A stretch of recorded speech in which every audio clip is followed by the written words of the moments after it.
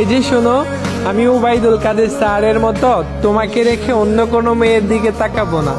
আবার টাকলা মুরাদের মতো উল্টা পাল্টা কথা বলে কখনো তোমার জীবন থেকে হারিয়ে যাব না। তুমি আমাকে ফারাজ করিম চৌধুরীর মতো ভরসা করতে পারো। আমি হিরো আলমের মতো শত অপমান সহ্য করেও তোমাকে পাওয়ার চ্যালেঞ্জ নিব। আমি বঙ্গবন্ধু শেখ মুজিবুর রহমানের মতো সহজেই তোমার মনে জায়গা করে নিতে চাই।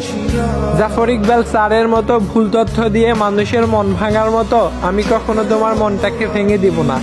তুমি আমাকে ইসরাক হোসেনের মতো ভরসা করতে পারো। আমি মাশরাফি বিন মুর্তজার মতো তোমাকে সবসময় আগলে রাখবো। মমতাজ যেমন সংসদে গান গেয়ে সবার মন ভালো করে, ঠিক তেমনি ভাবে আমিও গান গেয়ে তোমার মন ভালো করে দিতে চাই।